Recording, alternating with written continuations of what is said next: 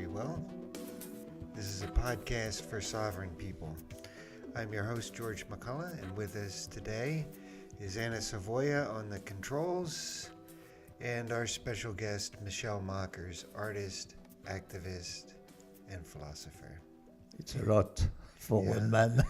Well, you've lived a long life and hopefully Yes. many more years. I hope so. You got a birthday coming up. Yes, but I do my best to last a little for a few more years. Yeah. The time to achieve what we want to achieve, George. Yeah. So we just passed an election year, and I got to say, I was totally fed up with the commercials that were on TV, that were on the internet, and everything like that. It's so disgusting and so discouraging. It makes me not want to have anything to do with politics. Although, Michelle, you're offering a program for a way out of this mess. Yeah, the mess is the result of I should say, no philosophy of the political party. It's the fight of the fittest, with all what is going with that, and especially the money, and it's absolutely disgusting. The money is disgusting. The money interfering in elections, absolutely devoid the election of what it really means, election. So we have said a lot of things, and I believe that eventually we even repeated ourselves. So let's start again from the beginning. When you consider, as you did, the election, we should say that we, for the first time, are going to offer something else. Something, when I say for the first time, because you can look at the whole history of politics, and they call politics common an art.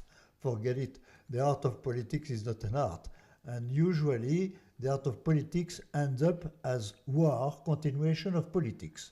And if you look at the 6,000 years of registered history, before there was no, of course, registration of history, you are going only through history of wars, nothing else. Every century has plenty of wars, one side or another side, or one way of one piece in the world or another piece of the world.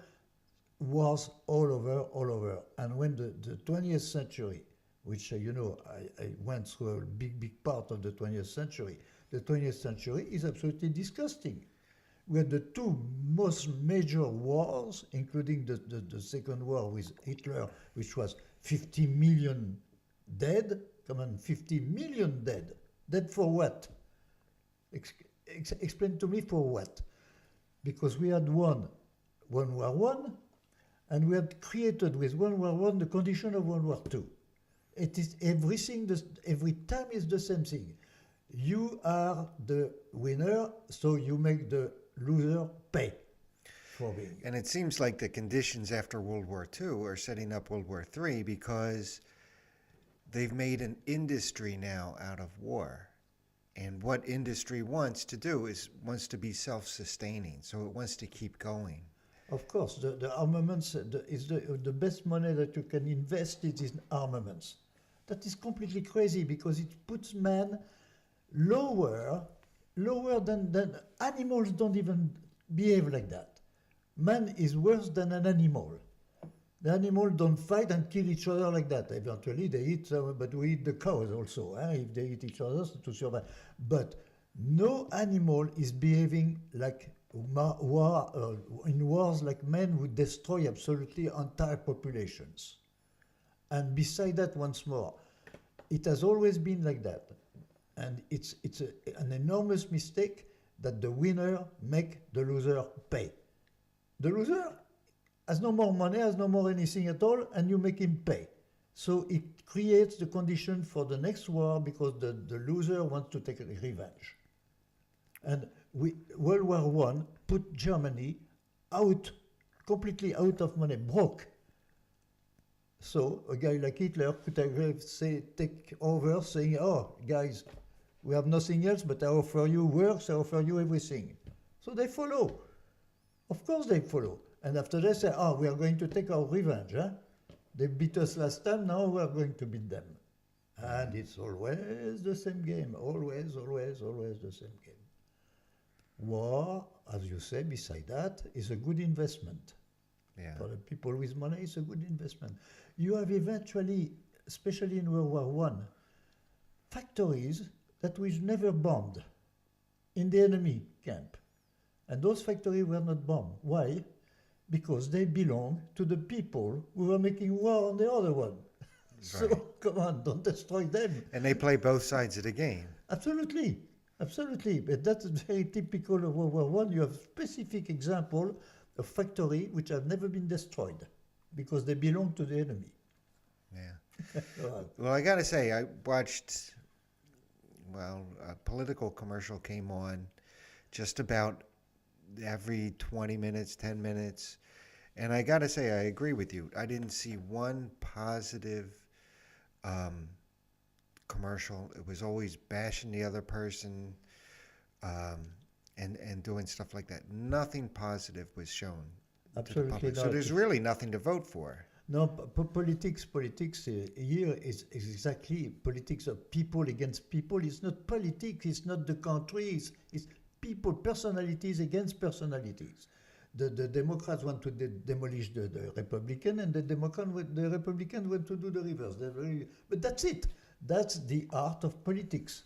Now, they don't talk about the future, they don't talk about the great thing. You still have people with not enough, people with too much. It's the law of the jungle. The fittest survives, and the fittest have everything.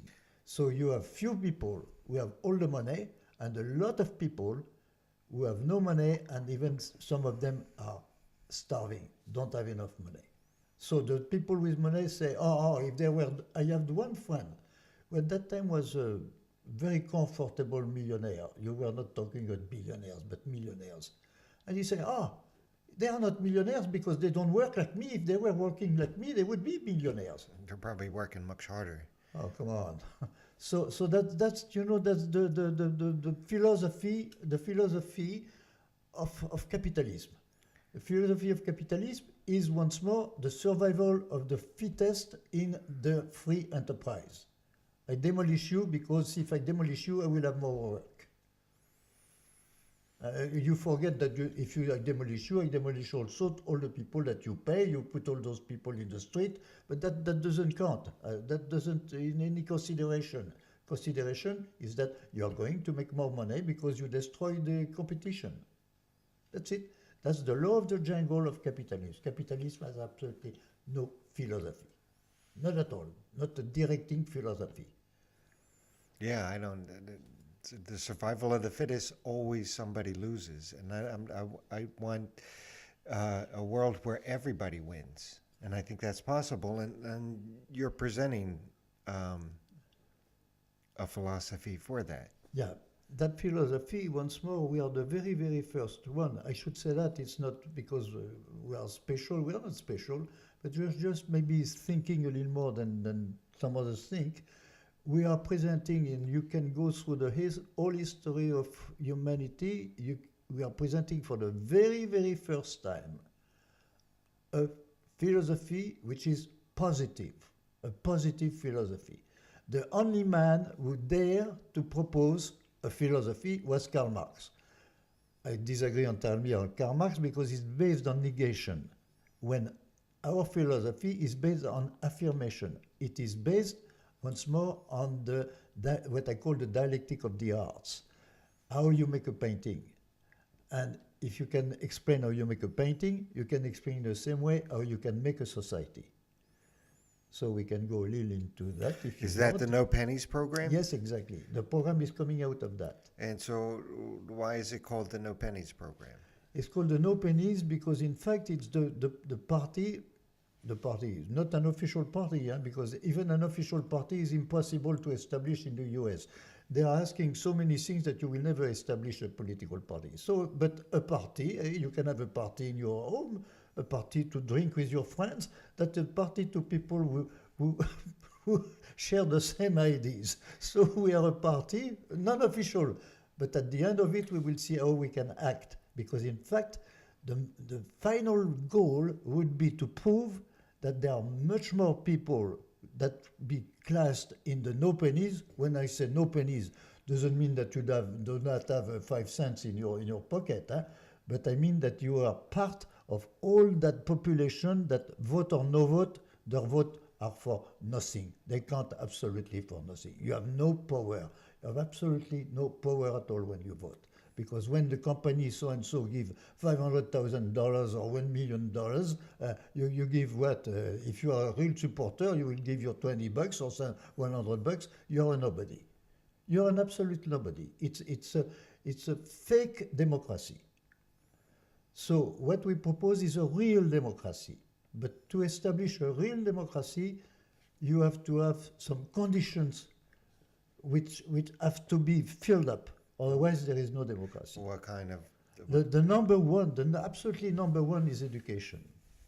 Because if you have a population of people who are not very well and well, if not very well, well educated, how do you want them to think clearly, to have a clear view of what they are voting for?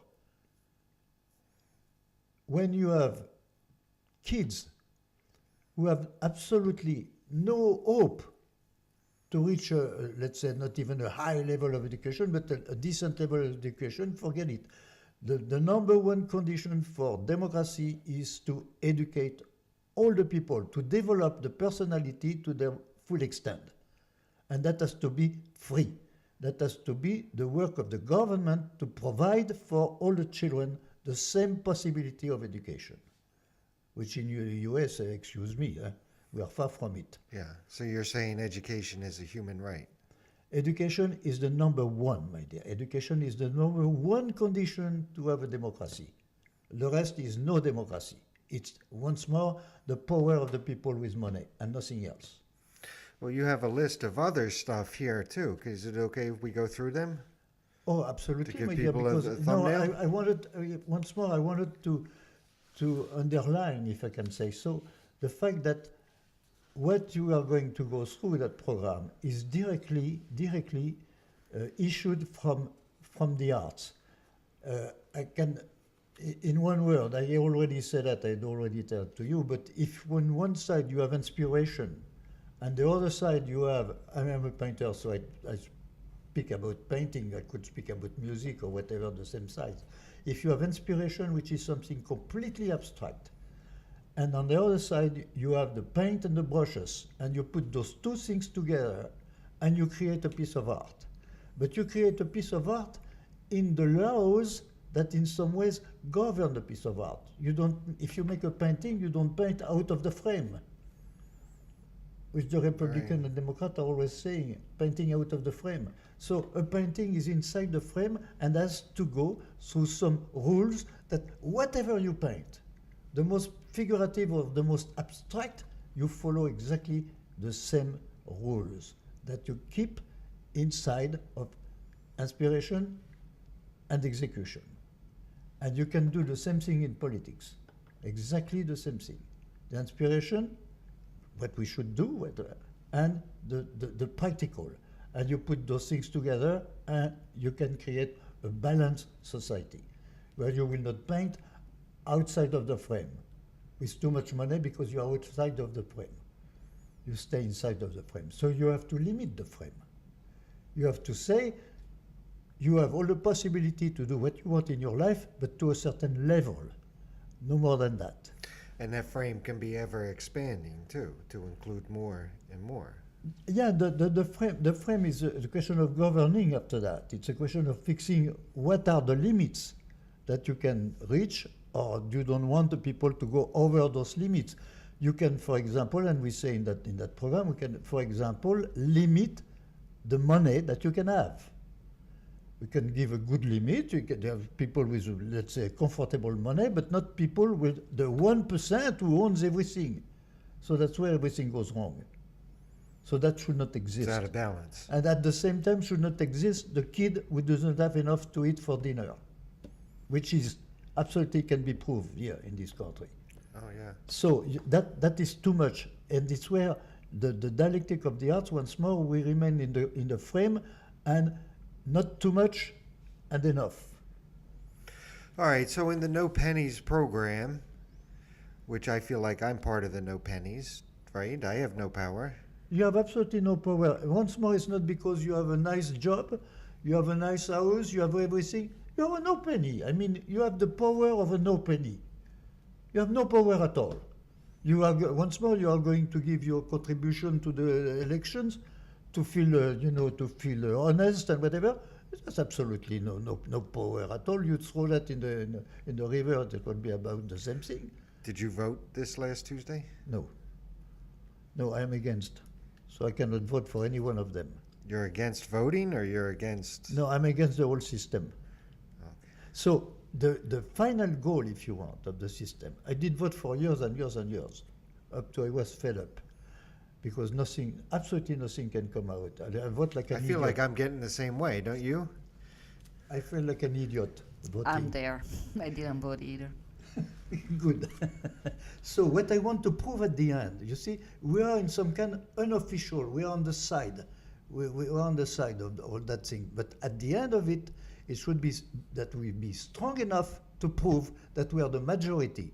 And the majority asks for the minority, governing actually minority, to go away. We are the majority. So go away. Well, it might not be that easy. They're the ones with the guns. No, it not be nice. Oh, no. You know, all in the world, so far in the world, and all revolutions have been, let's say, basically not very positive. Huh? But they have never been done by the crowd in the street. Never.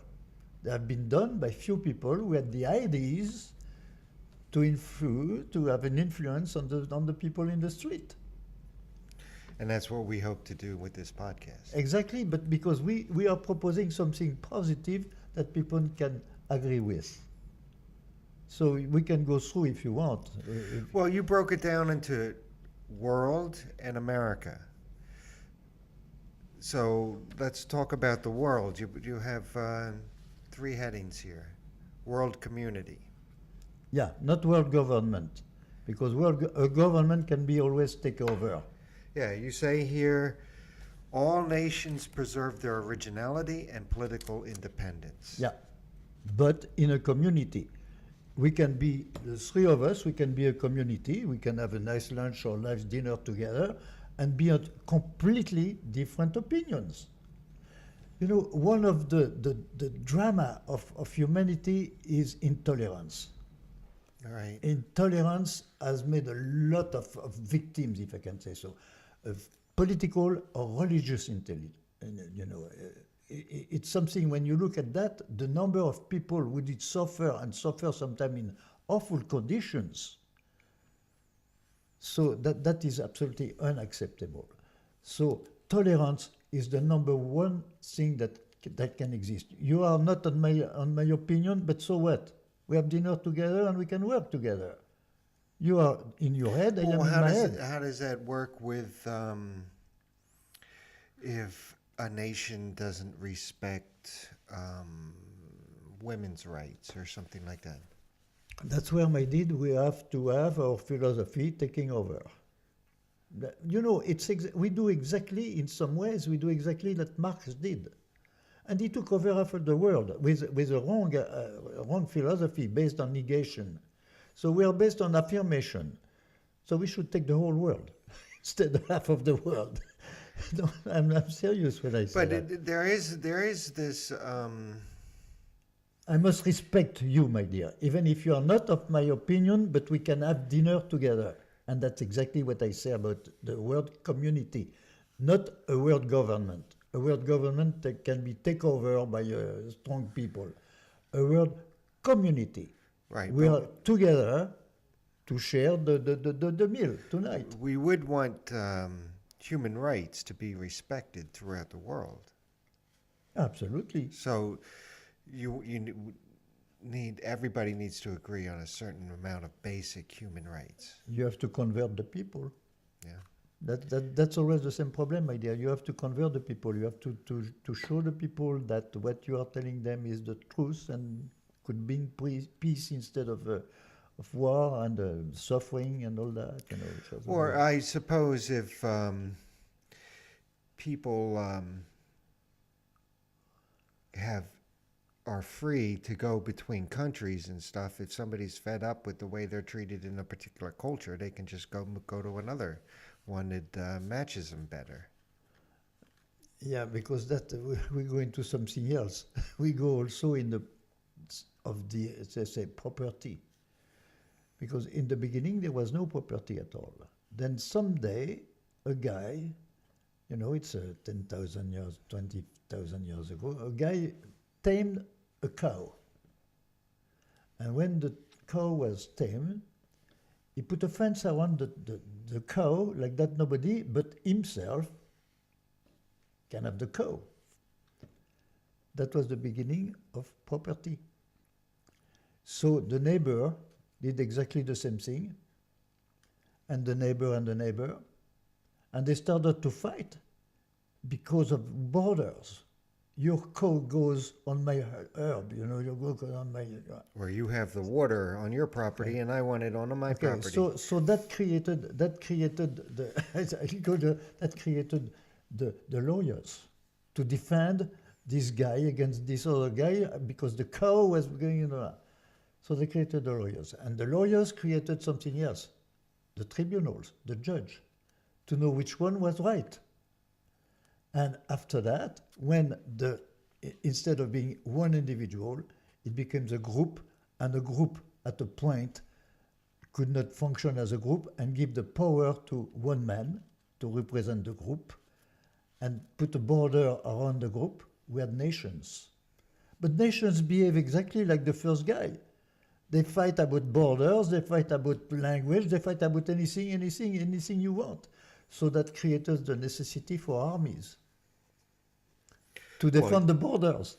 You have armies in this, in the No Pennies program. What do you say about armies? I said that we don't need armies if we are a community. A world community. A world community does not A need world armies. community doesn't need army, but it's where once more you must accept the other for what they are, and you must try to not only accept them but work with them. You can improve something in the neighbor, they can improve something on you, they can give you something that you don't have, they can, and so and so. That you create a community. There is no reason why humanity is not a community. The big problem of society, like for example, our society today, is that it is not a society. A society is made of interdependent people. We depend on each other. Now, what is the reality of society today is competitive people. I compete against you all the time. So that is not society. It's a battlefield instead of being a society. Right, I agree with you.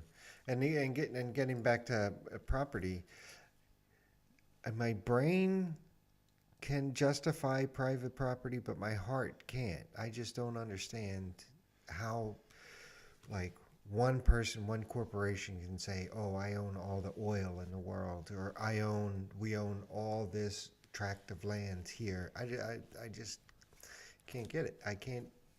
My heart just doesn't feel it. Because once more we have lost the sense of what is a community, and from the community what is a society, what it is. It should be people interdependent, helping each other.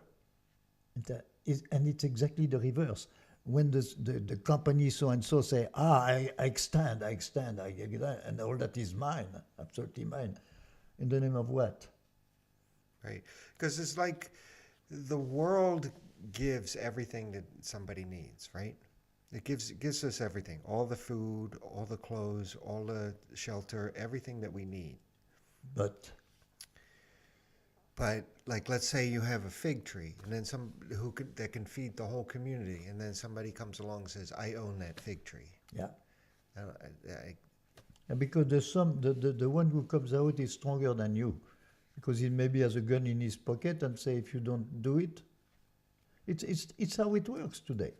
It's not because what you say would be absolutely wonderful, and it's where society should go to, and it's where our positive society should go to. But basically what happens is that a guy come and say, it's mine. And it's mine by force. And that's it. and he takes it out of you. Well, there is a willing party. The person also gives up their right to claim that piece of property. You know, even though they get bullied, they still are giving up their right. Maybe they don't want to get hurt or whatever, or they don't want to be killed, but they're still giving up their claim. And I feel like that's what everybody's doing nowadays. That should not happen. That should not be like that. You know, once more societies, people interdependent of each other. If somebody goes wrong, we should help the somebody that goes wrong, because that proves that the whole society goes wrong. So, yes, so now I say you should help each other instead of being competitive. And it's where I accuse, if you want, I accuse system like the free enterprise to go absolutely the reverse of that. Is the strongest will impose what he wants, and that's it. And the other one, they have to disappear. So that's not a society. It's No. it's a jungle. Yeah, but I think people think that there's not enough for everybody.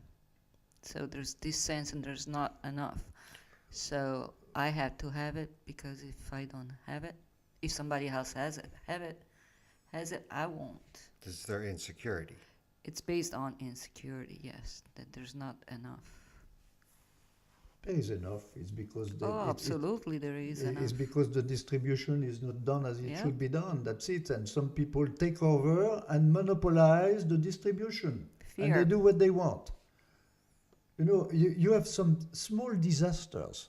I quote one that comes to my mind.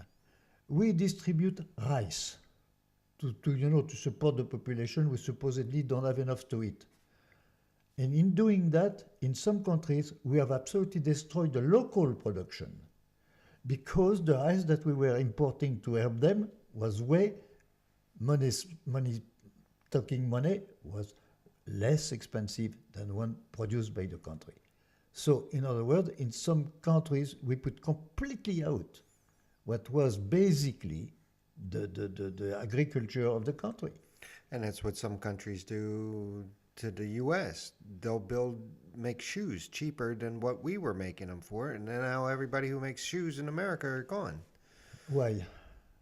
For a very simple reason, my dear. Somebody's making more money. The shoes aren't cheaper. Absolutely, come on. Why today is China what it is? Because everything you take, practically everything you take on your table, whatever, made in China. My shoes, I'm sure if I look at my shoes, made in China. Why? They could have been made in America. Why? Because the corporation that owns the name of those shoes find that in China it was half the price or a third of the price or a tenth of the price that were in the US. So they went over there and they said, oh yes, but we sell you shoes which are less expensive. They only forget to tell you that in doing that, I take the job out of the Americans. Yeah. So we are manufacturing everything in China, and now we are, beside that, we are absolutely surprised that China is strong. And we own money to China. Come on, how is that? Only because the corporation, and you know, there is another thing that came in that story, transportation. Transportation in the old time was very expensive.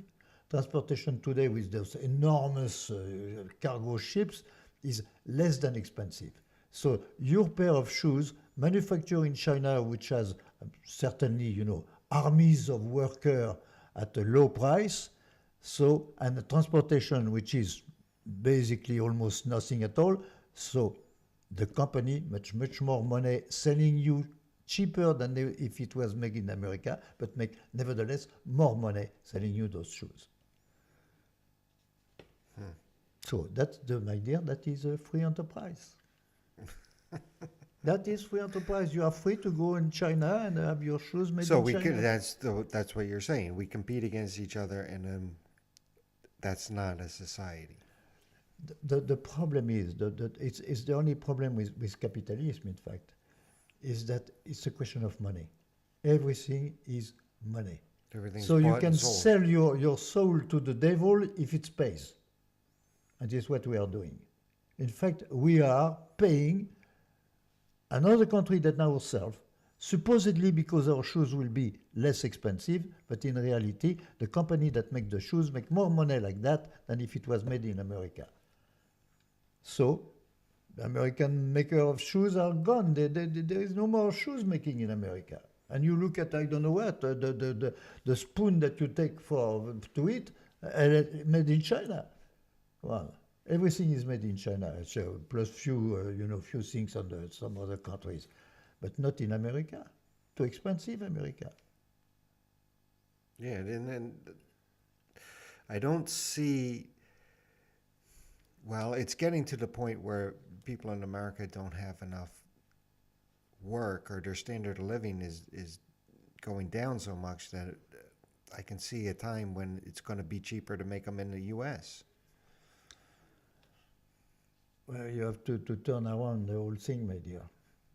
You have to turn around the Well, whole thing. You have to tell the people that they will, and beside that, if you were consuming less because you can buy less, not only that, you will eventually preserve the reserve, the material reserve of the earth. The cheapest it is, the more you want, and the more you want, you destroy the natural, the natural reserve of the earth. Well, I don't want people to get me wrong. I believe that the Chinese people, or the people living in China, have every right to a great standard of living, just like everybody in the United States. Although you would think in a just society, people in the United States or here in New Jersey, where we're broadcasting from, they could make their own shoes here, right? And the people in China make the shoes for the people in China. Yeah, but it's not like that. The people in China make the shoes for the people in America. Yeah. It's the reverse. And once more, by the companies, which make more money doing that, all of a sudden, all the companies and you have the island, what is it, Cayman Island or something like that. If you have a room over there, your company can be over there and you pay no taxes. And the company that eventually manufacture in China, you don't know what they are doing. And they have a room in Cayman, I believe it's Cayman Island. Yeah, Caymans, yeah. So once more, before it was in France, it was Monaco. The same thing. You had a room, you were not paying taxes. In Cayman, you have rooms, you don't pay taxes. So those companies, they manufacture in China, they deliver in Cayman, and then they come here, no taxes, no nothing. They do what they want, and you never have the reports of the companies on what they do when they do in America. You don't know. Yeah. Well, but how Bring would- back the company in America. Number what, one. What does a human being need to be happy? Shoes. Two things, yes. Shoes, shoes, exactly, shoes, to eat, and also to have their mind busy. You cannot just eat and wear shoes. That's not enough. You have a mind. And that mind requires 7 things, even if it's a movie, but it requires 7 things to work. Otherwise, you are an idiot. Just because you have shoes, you can be... Well, I try to quiet all my thoughts every now and then just to try to relax.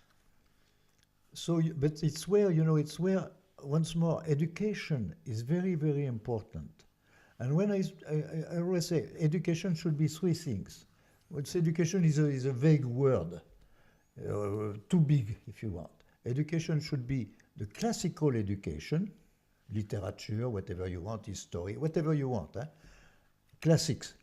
Number 2 should be, art, be exposed to all the arts. All the kids in the world, in America, at least I'm talking about America, all the kids should, for example, once heard a symphonic orchestra playing for them, a full symphonic orchestra. Otherwise, they will never have any idea of music, and they will eventually never know music or never love music. So to be exposed and eventually to be participating, they have to participate. Okay. And the third one, when I said should be sports, 3 parts in education, 3 equal parts in education. The third one would be sports. When I say sports, I'm not talking about American football. I'm talking about flying, riding horses, golf if you want, things like that. So that is education. That develops the mind. And then from that you can go to whatever you want to choose. If you want to go up to become a specialist on I don't know what, you can become a specialist on I don't know what. But you also can have not go to be a specialist on I don't know what, but remain a man with enough education to be able to judge how the country is governed and to vote in consequence of that. And I think everybody wants to be able to feel like they're making a contribution too.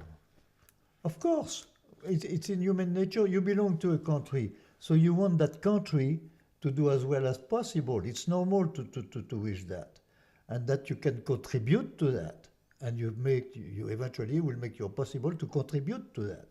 But there are many ways to contribute to that. And to contribute to that is not eventually like the big companies giving $1 million to buy the White House.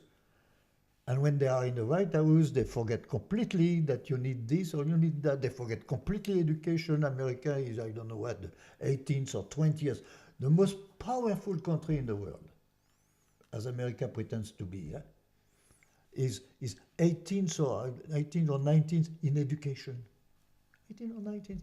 You have the most craziest healthcare, the craziest in the world healthcare in America. Why? Why? Yeah, Because the company make a lot of money. Come on, the company do what they want in that story also. So would you consider when the company providing health insurance, because the health insurance is not providing health care. It's it's providing you with the security that you will have access to health care. That's all they're doing. You know that basically before being an American, I'm French. You are? I was. No French. way. No way. Eh? You know, my accent doesn't train. Okay. I thought you were from Belgium. No. I'm from France. And in France, I believe that on the international, France is number one with one or two countries of the north over there for healthcare. And by experience, I know by experience that going to a French hospital, they don't ask you if you can pay. Here, I was really in bad condition when I had my stroke. There is a doctor who didn't receive me because I was not on his plan. You know, I was not. I could have died on his door. He didn't care. I could not pay. So in France, when you go to a hospital, they never ask you if you can pay. They say, "Where are you coming for?" Go and see Doctor so and so. And Dr. So-and-so say, "Oh, I need some X-ray." Go and see Dr. So-and-so, and you can stay 1 week or 2 weeks in the hospital. You need it. And when you go out, the cashier say, "How do you pay, sir? Personal check or social security?" That's it. And you say social security? That's it. You have nothing to do. That's it. Everything is covered. Everything, and you don't have to ask one question, and you don't have to have an insurance on this and insurance on that and insurance. Nothing at all. You just go to the hospital and they take you. I had a friend. He was visiting France. He fell on the sidewalk, and he hurt his knees. So he was just almost in front of an hospital. So he went on the hospital. So they take care of his knees and so on. And they rented a hotel room for him because they say our rooms are not good enough. We want you to be comfortable. And they pay the hotel. He had nothing to pay. Now, are they collecting more taxes? You see that in America? Have you seen it? No, that's where you have on the that street. guy I could have died on his door. He would not look at me. Oh, come on. So that is absolutely unacceptable. And it is supposedly the richest country in the world? It's a joke. Well, you had a little bit of a health scare a few years back. You had a stroke. I had a stroke, yeah. And how were you treated in the hospitals? Because I am a very poor man, my dear. I have no money at all. So as I have no money at all, they treat me well. And no, it was funny because I can say that, you know. So I was not able to put one foot when I was over, you know. I was not able to put one foot in front of the other one. I could not. Impossible. 1 month later, I was normally walking. And so you have a part of the rehab, which is to say, how do you go to your bathroom? How do you go to your kitchen? You have all that, you know. So when you go to your kitchen, where is the refrigerator? Where are the eggs in the refrigerator? Where is the pan to make an omelette? Where is the butter for it? You have to find everything, you know. And I say, okay, I make an omelette, but with one condition. You taste my omelette. I say, oh, never, if all the customers were doing that, blah, blah, blah, blah, blah, blah, blah. He ate my omelette. He ate my own omelette. He ate my own omelette. So there were several girls, and they say, do you know how to make crepes? I said, of course I know how to And make this is in rehab.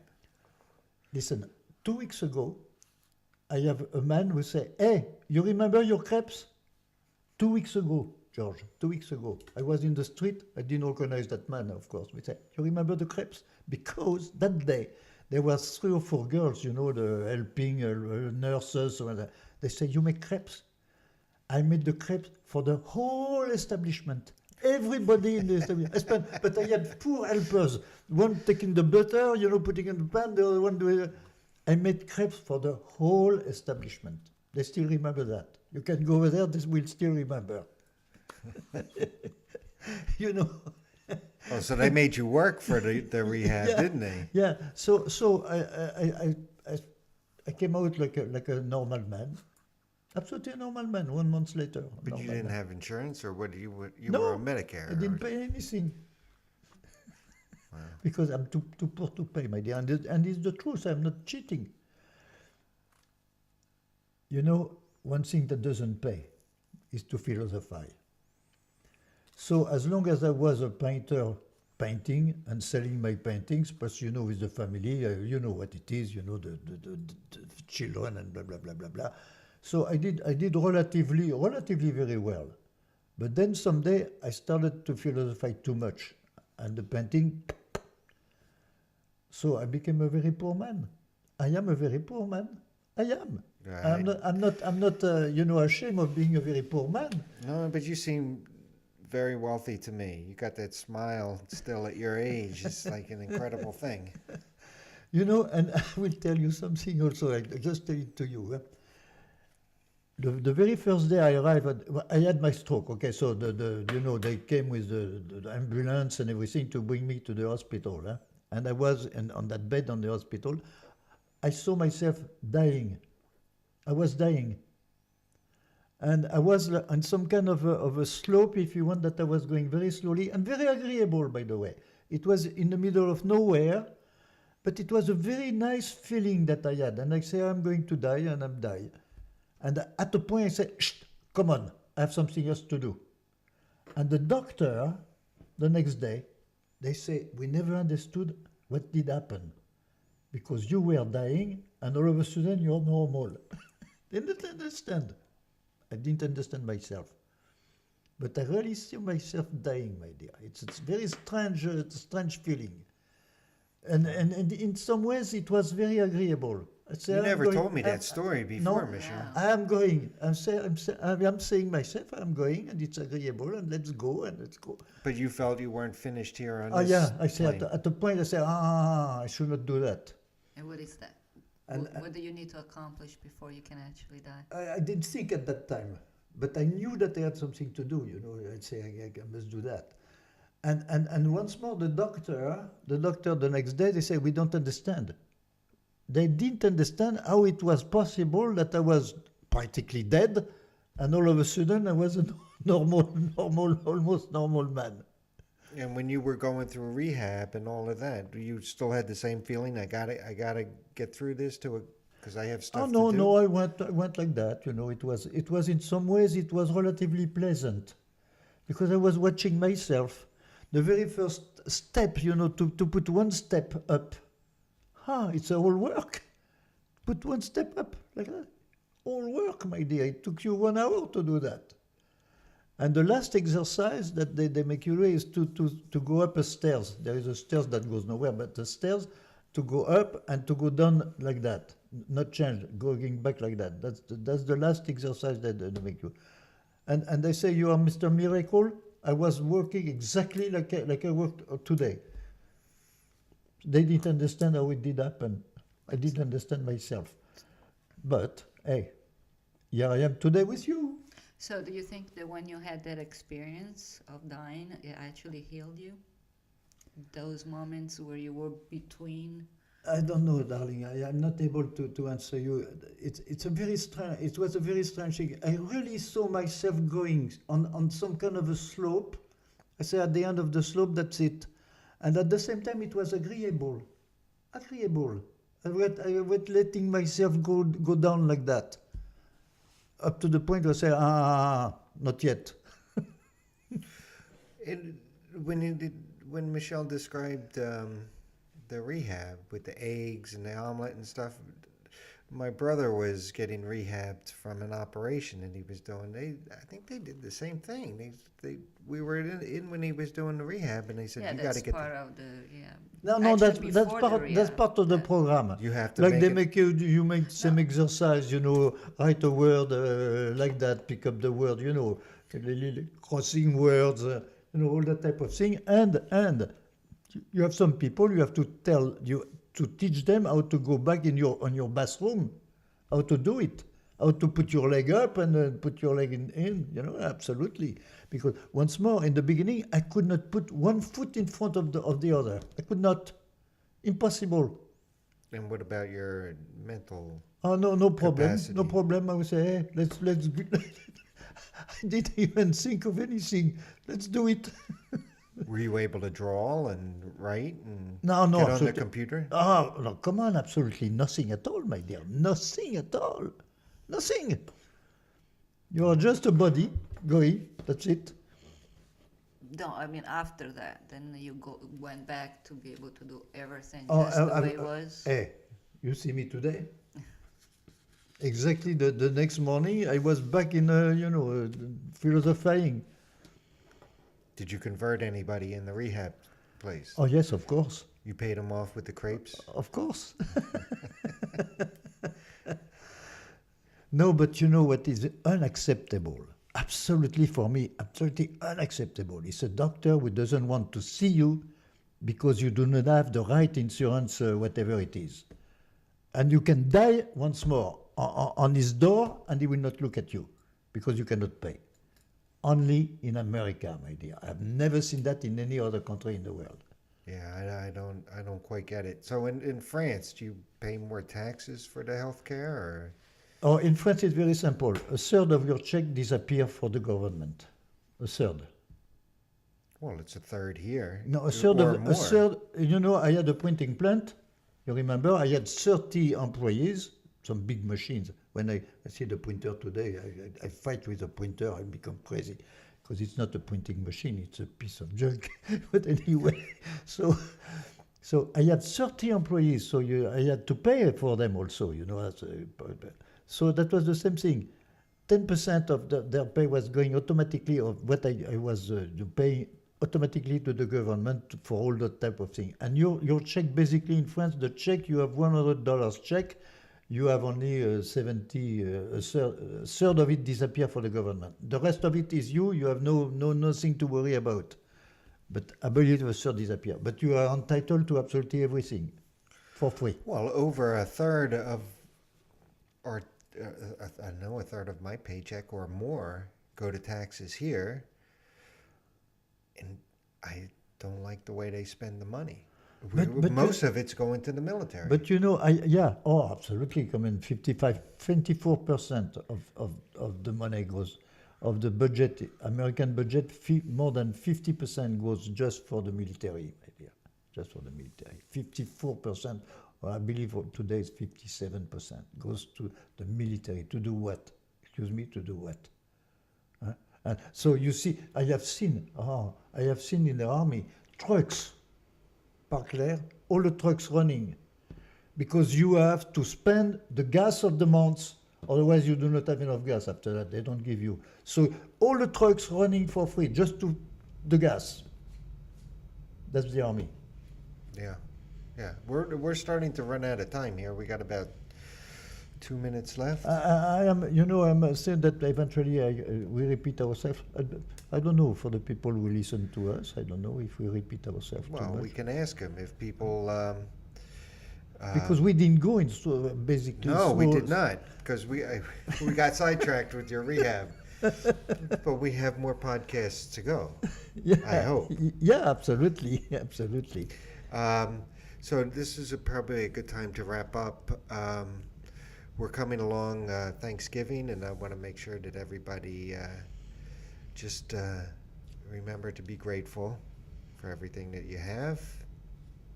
And I want to thank Michelle for being on the program today. You're going to come back, right? Of course, my dear. Even if we repeat ourselves a little, but we have to say it. And I want to thank Anna for being on the controls today. And this has been Radio Free Will, recording from Griggstown, New Jersey.